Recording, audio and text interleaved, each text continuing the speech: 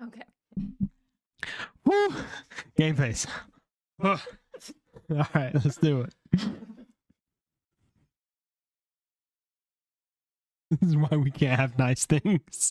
How do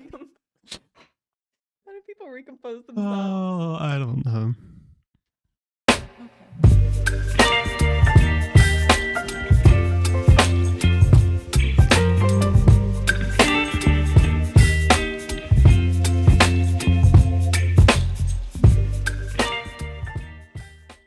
Okay. Hey everyone. Welcome back to the Kayura and Mal podcast, where my fiance is trying to turn me into a gamer. For those new here, I'm Kayura, the newbie to the gaming multiverse. And I am Black Ganis, the overseasoned, overcooked veteran. For those of you who raid with me in World of Warcraft Season of Discovery will know that I definitely did not misspell my name from server lag screwing with me because the servers were wrecked the first 5 minutes they were up. So yeah, so you've been gone for a week. So for those who follow my content, you probably noticed we've had a slight deviation from our normal schedule, and I have not been in the past couple of episodes. So I had to go back to my hometown because my grandfather passed away. So I was back home, spending time with family and for the funeral and just kind of grieving with my parents and my brother. So, today is my first day kind of back in my permanent home now, I guess I could say. And so it's been kind of a weird adjustment today. So if I seem a little out of it, just kind of bear with me. We've had a lot going on.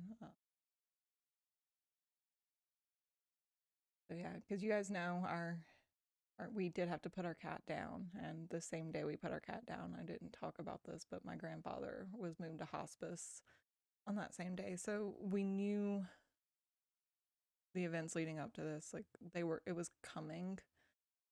I just wasn't quite expecting it to be so soon. And I thought there would be a little bit more time. But just kind of, we've had a lot going on, so just kind of bear with us, hopefully. Everything is on fire. Yeah, it definitely feels that way. Yep. We're hoping maybe get back to a little bit of normalcy, but we also a work conference coming up. So Don't remind me. So we might have some more deviations from our normal schedule. We will see how that goes. That or we're going to be crazy trying to get content filmed this week while working full-time jobs. Yeah, we'll be filming every night. So to kind of catch you up on what's been going on, I finally hit level 40 in Season of Discovery. Jumped into the new raid. I actually just finished my first run of Nomergan about 30 minutes ago. We went 5 of 6 and got to phase 4 on Mechatork. Been playing a lot of Helldivers. Make my coffin from automaton flesh. I love the fan art. It's great. Keep it coming. Been playing a lot of Star Citizen with Dan the Man, who's been jumping in and helping out. He's been a big help and love playing with him. Yeah, so pretty much that's been the gist of it. But before we jump into the meat of today's episode, if you guys are enjoying the content, please hit that like and subscribe button. Leave us a comment about your favorite games that you would like us to try. So yeah. So World of Warcraft Season of Discovery Phase 2. It's been fun. It's been a lot of fun. It was very grindy, but apparently they're adjusting that with some experience and gold gains being added, which is going to be pretty helpful. I'm still kind of iffy on whether or not you would enjoy it. Part of me is like you would enjoy Classic because it's a slower play style, and sometimes there's less buttons, but another part of me is like you're just like World of Warcraft and MMOs like that is just not your cup of tea. Does that make sense? Yeah, I keep going back and forth.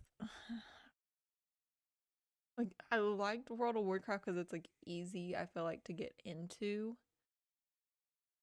but it's also like very slow and boring. And I enjoy like War Thunder because it's more fast paced, but also I find it's harder to learn how to play the game and get good at the game because of that. Right. Yeah, no, I get that. And I'm trying to figure out like what a balance of that would be because I feel like they're very contradictory things. So it's weird. So planes, you have to kind of like think ahead a lot. It's you're playing 3D chess, 4D chess. But it is very addicting, especially if you have like a really good round. Tanks are a little bit more simple because you're not, it's kind of like, I don't even know how to I like playing War Thunder when I just want to get in, die, repeat, get in, die, repeat. I can just rapidly roll rounds. That's also the same reason that I like World of Warcraft, especially Classic Season of Discovery, is because if I just want to put on a podcast or if I just want to listen to some music and chill out and I'm like grinding out levels or grinding out gold, I'm just vibing. I'm just vibing, not thinking, just vibing. You know what I mean? It's not difficult. Raid is obviously a little bit different. You got to put your game face on for raiding. Especially because I'm in one of our progression teams. So we're the first wave of the guild. Really hammering down on the newest content. But yeah, no, I definitely see where you're at. I want to try and find like a vibe game for you that's not so like that doesn't require such a high level of like mental activation. Because I feel like you would probably enjoy that. Yeah, I think so too. Which I don't know. I'm just kind of I've been in a weird spot and something I would like to do. I haven't really talked to you about this either. But my younger cousin who just turned 16, I got to spend some time with him while I was at home and just kind of I realized kind of how much like I miss being around family. So I've thought about, maybe like reaching out to him and trying to find a game because he enjoys gaming. Right. That maybe we could play with him every once in a while.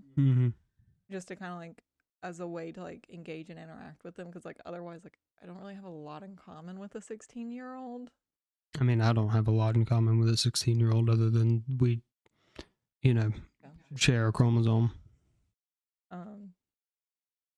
So I was thinking that would be kind of cool because it was really neat, getting to spend time with him and just see how much he's grown up and matured since I've really been at home because it's like I was home for a week. It's just kind of crazy just seeing how much he changed. And sorry, I'm kind of going off topic here. No, you're good.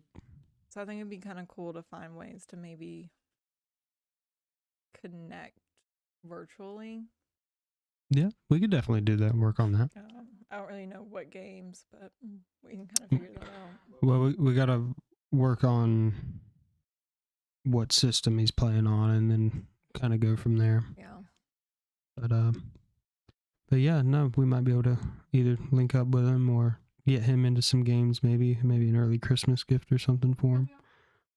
He did just have a birthday, so yeah, late birthday present. Yeah, late birthday present. But yeah, no, and kind of middle of the road on that topic of like vibing with people. There was a really cool quest line that I had to do to get one of my raid runes, the Dark Rider quest line, which had you like continent hopping across all of Azeroth to go track down these Dark Riders. You had to get a trinket from this person that's part of the Dalaran Council or the Dalaran faction, and then you have to have it on, and then you can use it to see these Dark Riders that are randomly scattered. But what was really cool about it is I didn't actually partner up with like guildies or anything like that. I was just out in the world and there were other people hunting them as well. So I was like, hey, are you looking for Dark Rider? And he's like, yeah, I'm looking for Dark Rider. So we'd party up on the spot and do it together. So it was really cool. Like, it's been a long time since I've just been out in the world of a video game and like partied up like that and done that wasn't being driven by like a quick play feature or just randomly throwing teams together. So that was really cool. But yeah, so it kind of, I definitely get the vibe and the one to connect virtually through video games and things like that. That's what's been tough for me in a lot of World of Warcraft lately, to virtually connect with people, you know. And maybe it's just because we've had so much going on. And I feel like this is like a problem that like a lot of adults face, particularly like in their 20s and probably like early 30s, is like friends have like grown apart, moved away. You know, one of my friends is probably like my closest friend right now is pregnant and expecting a baby. And so, you know, our relationship is going to change when the baby gets here because she'll have her hands full. We're getting married. So, like, things just grow and develop. I feel like it's a lot harder to maintain friendships. So, I feel like I'm kind of missing social connections in certain ways right now, if that makes sense. So I think I'm a little bit ahead of you, but from like a different standpoint. So like my friend group that I had in college, we either graduated or dropped out or moved on or went to a different college or joined the military or were already in the military. So like that friend group completely disintegrated in within 6 months of that jumping off point. And then when I was a barfly, I made a new friend group, but they weren't healthy for me. So I completely washed my hands of that situation when I moved to where we live now for work. And I started to rebuild a friend group, playing video games. And most of these guys, we all lived relatively in the same area. We met vicariously because one of them, we served in the same unit together. But that kind of disintegrated again when he went on deployment, and then I made a new friend group, and then him and those guys kind of came and joined through friends that I'd made through another friend that was a part of that group, and now that friend group has also disintegrated because one of them's going through a divorce, and it's just, I definitely understand and I empathize with your situation because the loneliness is almost overwhelming, and it makes you not want to do the things that you used to do that you enjoyed because you're either not doing it with those people or you know that you may never get to do it with them again. Yeah. And it's been kind of weird because like I definitely I was thinking about this. Like, I feel like in high school you had like friend groups, as you said, like there are groups of friends you all hang out together, and I definitely like don't have friend groups anymore. Even though like I have a couple of friends that I really enjoy hanging out, but like one is from my retail job, one is from my main job, one is my old college roommate, and so like they don't know each other. Mm. And while I think they would all get along like really well, it's hard like kind of getting them together and building that relationship when they have like I'm the only connection. Oh yeah, I definitely get that. Like there would be a very difficult bridge for me to take like Vash and Shorzy and Hat and bring them into raiding in World of Warcraft to be a part of my guild friend group, and it would be incredibly difficult to take my guild friend group and bring them into Tarkov or, you know, bring them into Helldivers or something like that. It'd be very, very difficult to make that transition. Yeah. And then it's like I feel like it's hard because I feel like I'm being split multiple ways. To quote the great Bilbo Baggins, you feel like not enough butter spread over too much toast. That was a bit of an ad lib on the quote, but yeah, I do because, and I mean it's not just the friends; it's you know family being 4 hours away. Mm-hmm. You know my brother's engaged, about to get married, so trying to keep relationship with his fiance and build that connection. And I never expect us to be like best of friends, but you know it's nice to get along with the in-laws. Mm-hmm. Trying to get to know your parents, and they live 4 hours away, and one of them One of them at It's some lucky points he's in is the same country as us. 12 hours away at any given point in time by plane.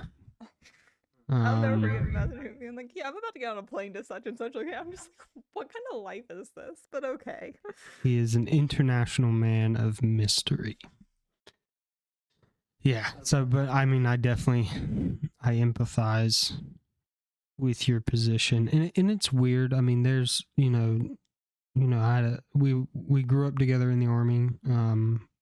We were good friends, and he was my team leader at one point. And we were team leaders together at one point. And we hadn't spoke to each other in 6 months because of promotions. We got moved around and stuff like that. And he called me one day, and I was like, "Hey man, you didn't text or call." And he's like, "I know, man. Like, I kind of had to focus on some things and change some things and really get, locked down in my civilian career." And I'm like, "No, man, I get it." But he kind of hit me with something. He was like, "I feel like we're the type of friends that we could not speak to each other for 10 years and see each other on the street, and it was like not a single day had passed since we last saw each other." Yeah. And I feel like there are friendships like that exist, but they're very rare. And that's how I definitely feel like my friend that's currently pregnant. I definitely feel like that way with her. And part of it is me being a little selfish. I'll admit it. No, I wouldn't have imagined that from you. You're the one who proposed. You said you wanted to marry me. Single-minded. But opposites do attract. And no, like I'm very happy for her, but it's like I love kids. I'm excited for her to have a kid, but it's like when they're going to do things. Like we had went to this like farm fair thing probably like 2 years ago now. Like, we had so much fun. We had so much fun. And then for little kids, we were probably the only adults there without kids. And like I know she'll be taking her daughter to do things like that. So it's like, will she think to invite me to go? Or will it be limited to family? And knowing her husband, you will become the de facto aunt/dad. And that's what I'm hoping for. Like, I'm hoping it doesn't change a whole lot, but I know, like, if we go 10 years without speaking and we see each other again, like, it'll be like nothing happened. Right. But, like, I absolutely love this friend. She's like a sister to me, and, like, I want to be the adopted aunt. Right. Yeah, no, I definitely understand that. But, like, for her mom, it is the first grandkid. So I'm worried actual family might be hogging all of it. Get in the way. Yeah, no, I get that. And so, yeah, I'm like a little selfish with all of it, but at the same time, like I am excited for her, but like I'm curious to see how things change. Yeah. And part of me is like, I was always hoping that maybe we would have our first kid like around the same time to make it easier, but that's not even in the realm of possibilities right now. Yeah, we're gonna be a little bit behind, unless we have an oopsie. But yeah, no, I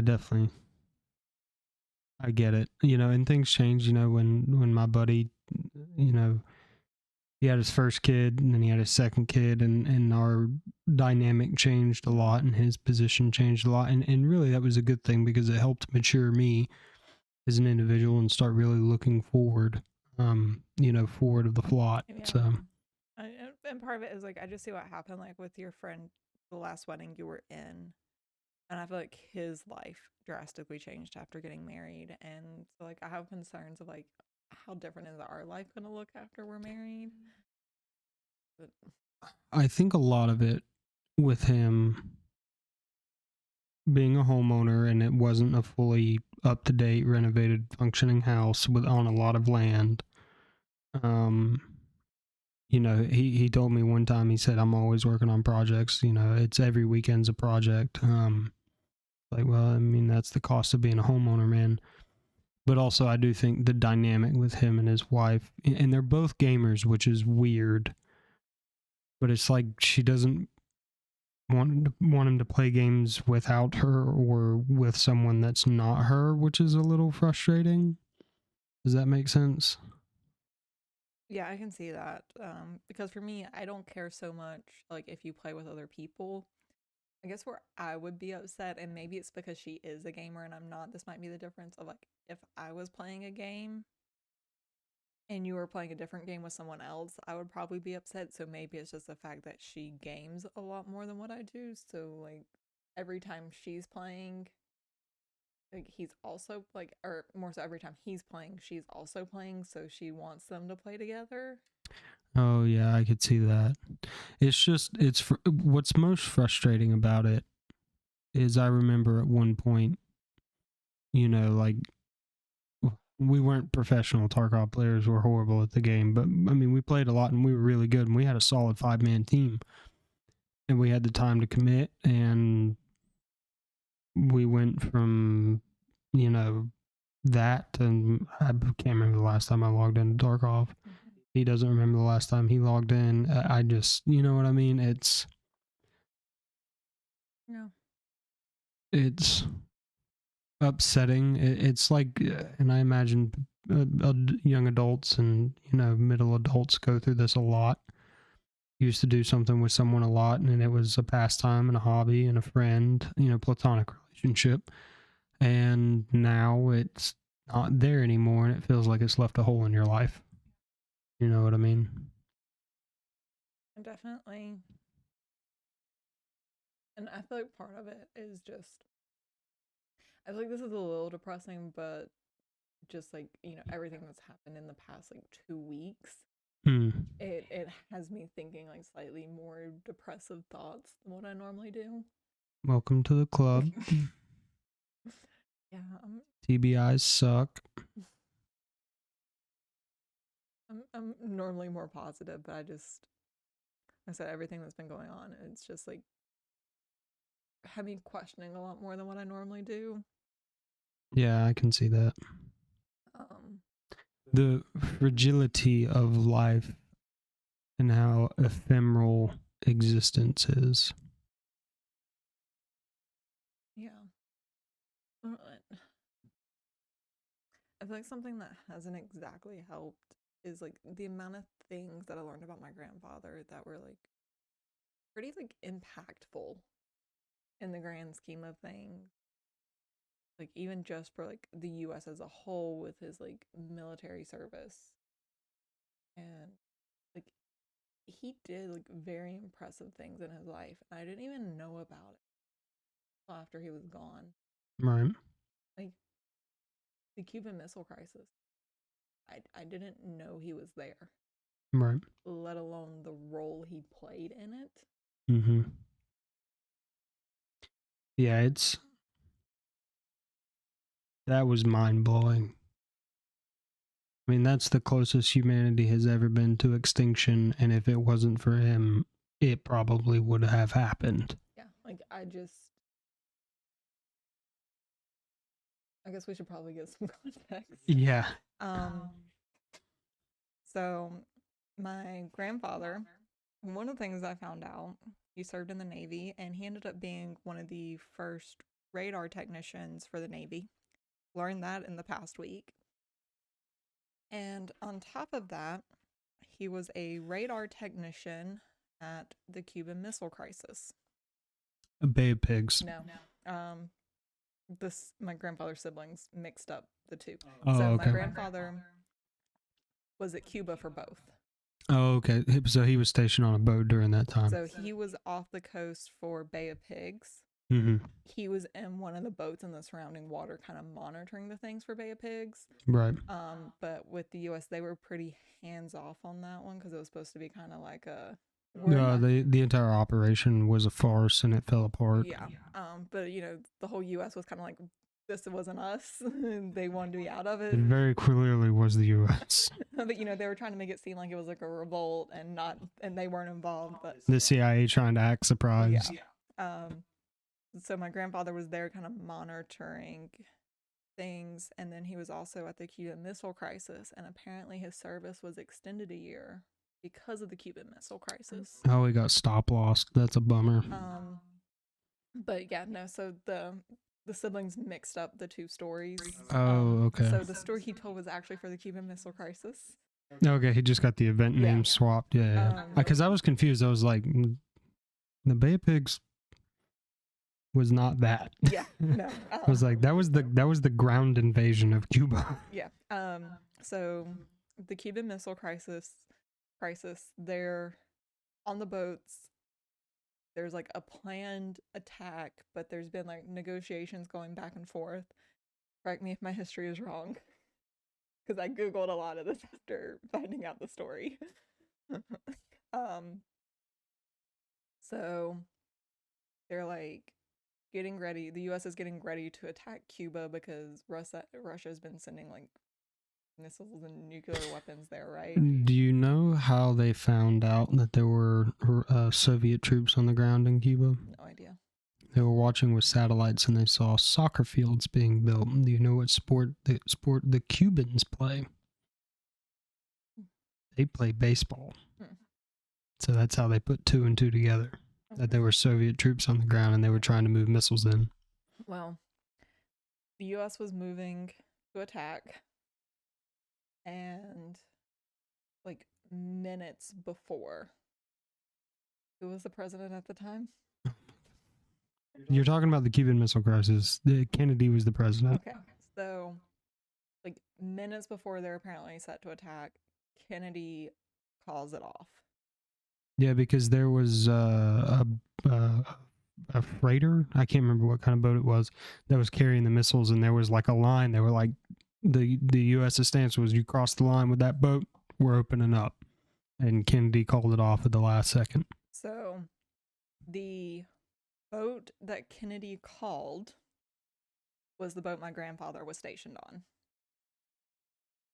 And my grandfather was the radar technician that dispersed the message to the rest of the ships. And that was something that I did not know until after he passed away. And how I did not know that, just... He didn't strike... The one time I met him, he didn't strike me as a man who brags about the things he's done and the places he's been. Yeah. The only thing he ever talked about that, like, I can, like remember is, like, he talked about traveling on the boats in the Navy and, and that's the only reason he got to see the world. Was he a shellback? A shellback? I don't know. I used to work for a sergeant major that was a shellback when he was in the... It's when they crossed the equator, they joined Neptune's court, or they're like admitted into Neptune's court. I don't know. Okay. I don't think so. I don't think he ever did time in the specific. You can cross either in the Atlantic or the Pacific. They can have the ritual on either side. But because, like, I think it was after the Bay of Pigs, his ship went up and was stationed in Greenland. Mm-hmm.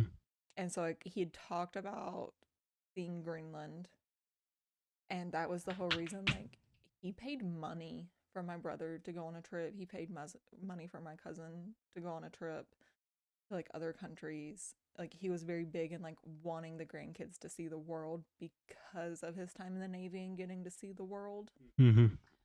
And then I know from there, like, they went up from Greenland, they went up to, like, the Arctic Circle. Oh, wow. So this was all during the Cold War. Yep. And he was up in the Arctic for that. I don't really know what all they did. My brother would probably know more. Yep. But yeah. It was just crazy. And then even, like, when he left there, he came back and worked on a cotton mill. And I found out, like, they wanted him to take a job in New York, like, doing some of the design work for the fabric. He turned it down. Right. And they let him do it from the middle of nowhere. Yeah. In the middle of nowhere, yeah. But, like, he worked on, like, some of the fabric designs and, like, programming the looms to make, like, weave it into, like, the patterns. like he had amazing careers wherever he went. But like to hear him talk, it was, oh, I was in the Navy. Oh, I worked in a cotton mill. He's Woody Harrelson. Oh, I was just a regular dude.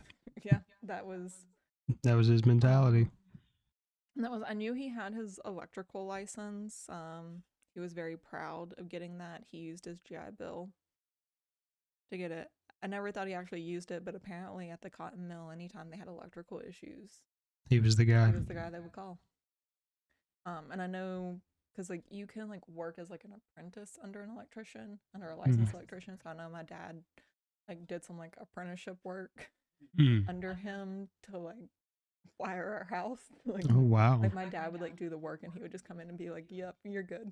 Because my dad, he knows how to do all of it. He's just not licensed right to do it. So yeah, it's just. I guess like a lot of it's got me thinking a lot about life and friendships and death tends to do that. Yeah. Sorry, this is becoming a very morbid episode. Yeah, no. We should not mourn the passing of men like him. We should rejoice that men like that lived, and we were fortunate enough to live during that same time period. Yeah, and something I can't believe I found this out I guess 2 days ago. So you know they talked about him wanting to build a tiny house up on his property on the river. So it wasn't that he wanted to build a tiny house; he was actually building one. Oh wow! They actually like have the structure, and it's like insulated with drywall. Oh wow! Really? Yeah, they have like the shower. I think is on the, like been ordered and on the way. Oh wow! So like he was still. Yeah, I mean, he was like the pastor said. You know, he spoke as if he was going to live another 50 years. You know, and he was what 83 and a half.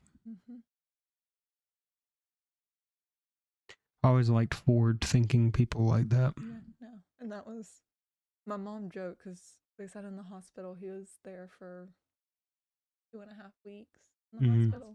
Yep. And towards the end, he would just sit there and just like scowl and like glare at my mom and her sister. And my mom and her swear it's because like he wasn't ready to go. Oh yeah, he was mad. He was mad and he was taking it out on them. Still got shit to do. Yeah, no, I can understand that feeling of like, you know, I'm not ready to go because I still have things to do. Yeah. Well, and I think part of it, and I haven't really got a chance to talk to you about it. My grandfather, for the most part, was very frugal, especially when it came to himself. And when he sold his house, and in this market, everyone knows selling a house, you're going to come out with a pretty decent chunk of change. Yeah. Like he finally started living life for himself and spending money and doing some of the things he always wanted to do, but felt like he never could. And I think he has some regrets on not doing things sooner. Yeah, I think a lot of people do. And I do think it's difficult to strike that balance on. It is, and it almost takes two people, one to balance out the other. One that's more inclined to be selfish and live for themselves, and another one who's less inclined to behave in that manner, because, you know, some people, they'll burn themselves at the pyre, you know, to provide for other people and give to other people, and they'll never live for themselves. And we all know people who just all they do is think about themselves. So I think it takes two people to really balance that self relationship out. You know, people to remind some people, hey, you need to take care of yourself, and other people like, hey, let's go help some people. You know what I mean? And my grandfather definitely he cared a lot more about helping other people. Yeah. Even there at the end, it was. Yeah. Yeah, no, I definitely understand. But yeah. So I actually want to jump forward one segment. We kind of went way off topic. No, it's fine. I want to talk about this one and then jump back up. But so on the topic of fashion versus performance, I know we had talked about what is it, cognitive bias, you know, function, of like look, function versus looking good, you know what I mean? But there's like an idea of, and I've kind of stand by this of, you look good, you play good, you play good, you feel good. Or if you look good, you feel good. If you feel good, you play good. Does that make sense? It makes you more confident, like a job interview. Like if you feel like you're in a sharp cut suit, or wearing something you really like. Oh no, and there's been a lot of research behind this. Um, so thinking about there's research showing that like in job interview, it's like the first like 30 seconds that are the most important. Mm-hmm. It's like that very first impression makes more of an impact than anything else. So if like you're very uncomfortable in what you're wearing, you're feeling timid, well now you go in and you don't give as firm of a handshake. Yep. Or you don't sit up as straight. You're kind of more slouched over and a little more reserved versus if you go in and you have the confidence and you have the first handshake, that's going to make a much bigger impression and make more of the big initial impact. And that is going to stick out more when they're trying to make a final. See, and it's weird too. So, like in World of Warcraft, none of my gear matches. It all looks kind of funny, but I'm confident because this is the best gear that I can have right now, or that's available to me. It's the highest stats. Like I rolled into Nomergan tonight.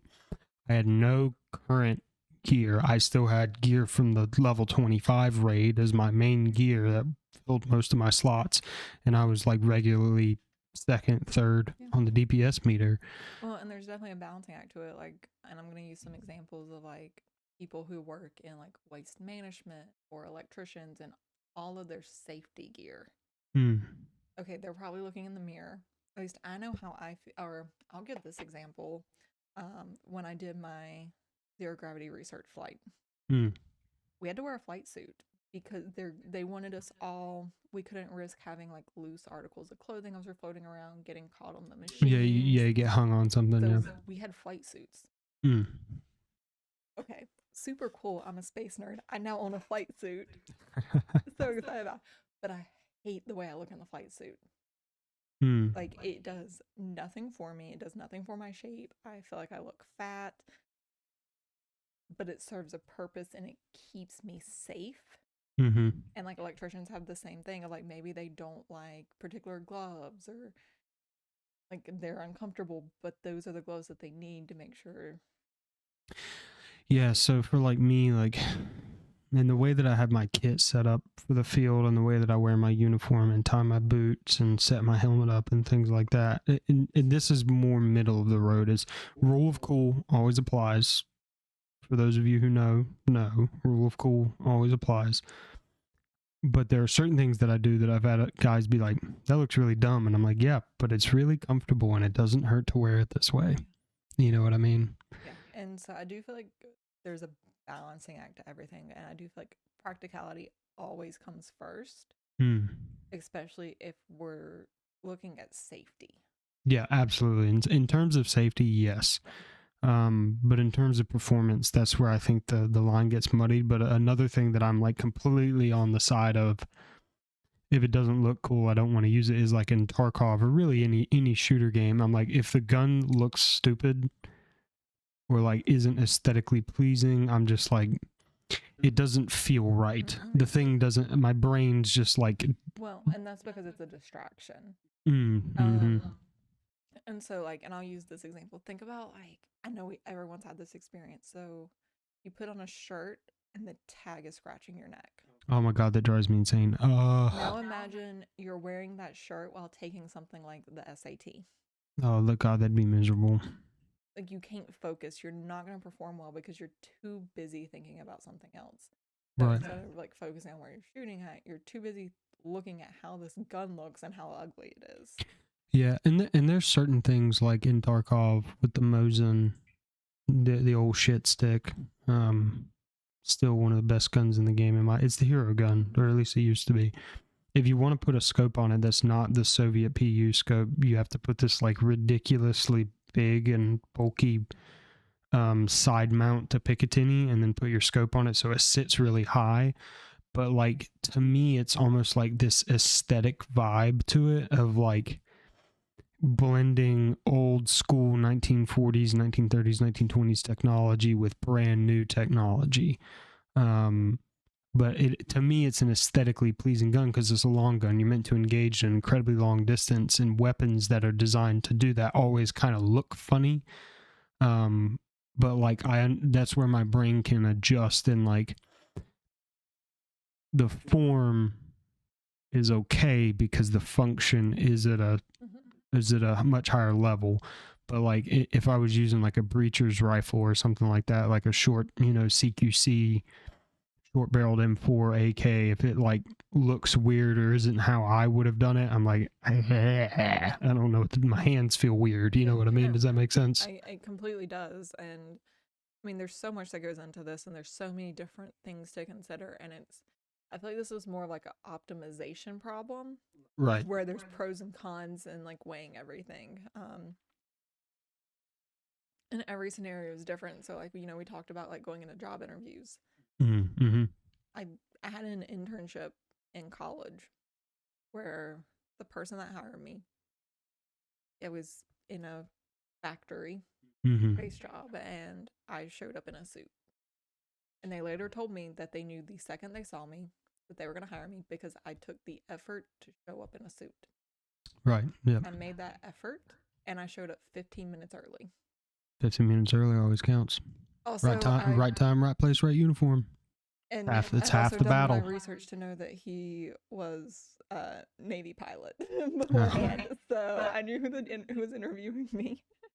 Kind of knew the Navy tends to be a little strict on those types of things, so it depends. They still get hand tattoos. Big jelly. But this was back in the like 80s. Yeah. So no, I think they've always been allowed to have hand tattoos within a certain purview of that regulation. But it was one of those things of like, it may not have helped me, but it definitely wasn't going to hurt. Yeah, no, and definitely. It ended up paying off.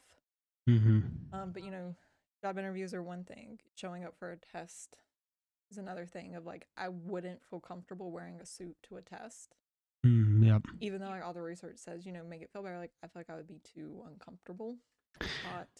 So for things like that, for tests, like everybody has their rain dance, their ritual that they perform before they go into those things. And then there's other things like when I go into a job interview, or before a board, what I'm wearing is like my suit of armor. Does that make sense? And I'm going to wear the most comfortable suit of armor that I can wear. Yeah.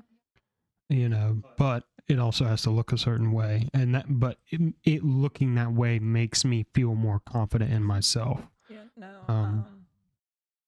And like I said, there's so much that goes into it because there's comfort, there's presentability, and every situation is different.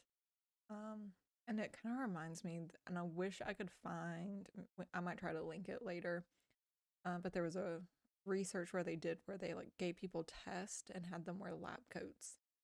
Oh yeah, you had mentioned this to me. And what they found is that people associated lab coats with like scientists, doctors.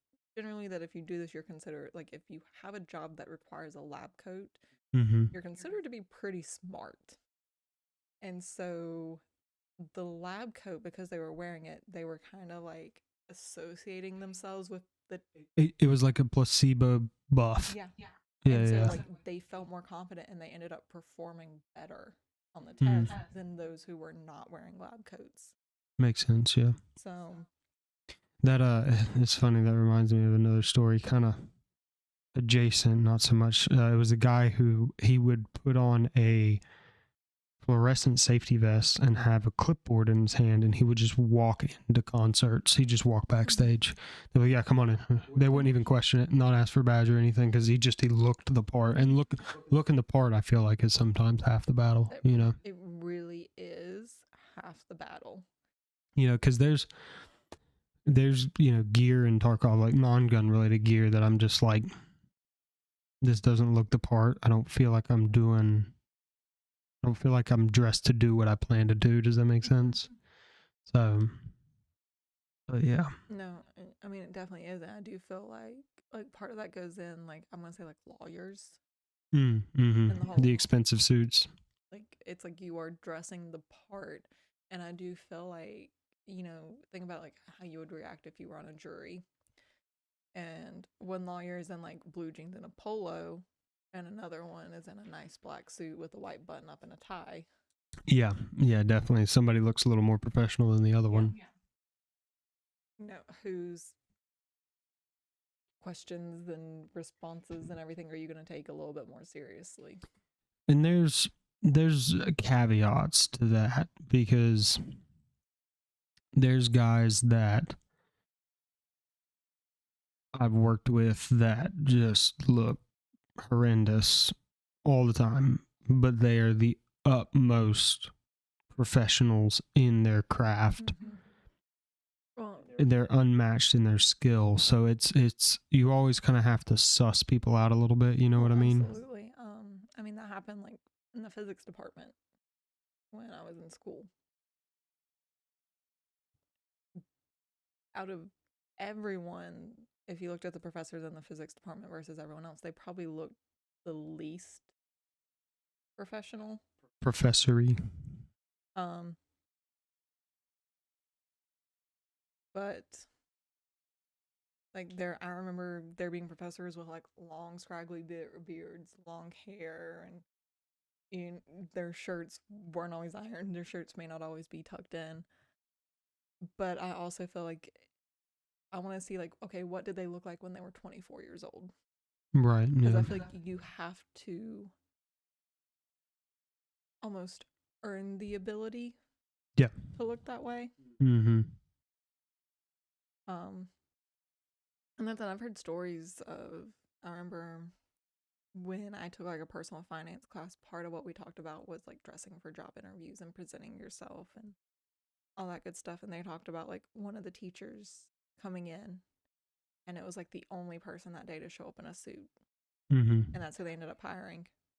And they were like so impressed, and everyone on the job interview board was like waiting to see what he showed up in on the first day of school.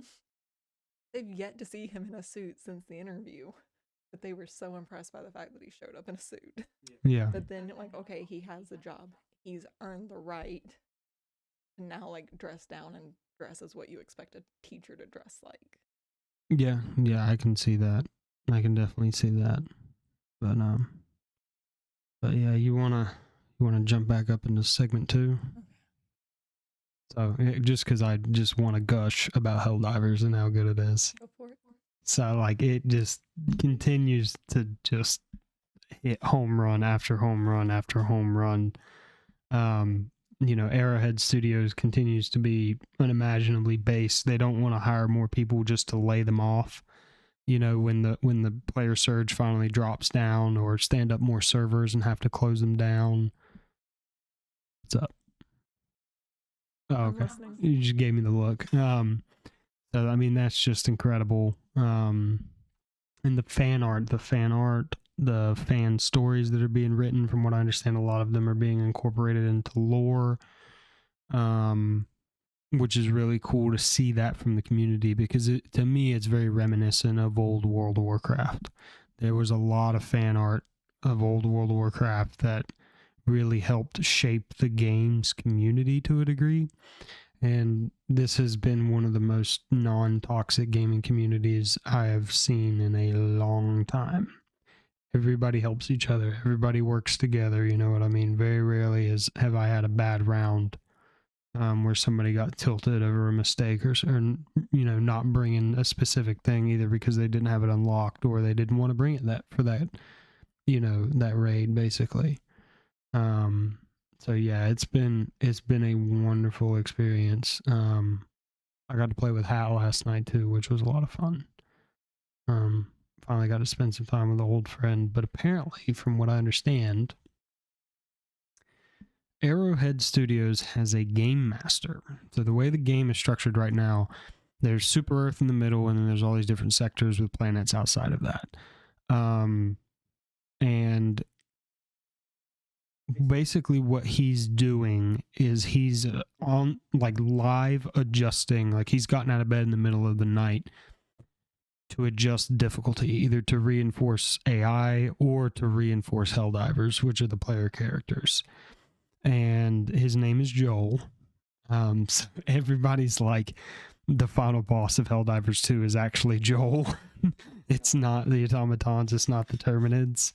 So yeah, it's been a wonderful experience. And I definitely would like to make some content on it, but we're kind of pressed on everything right now.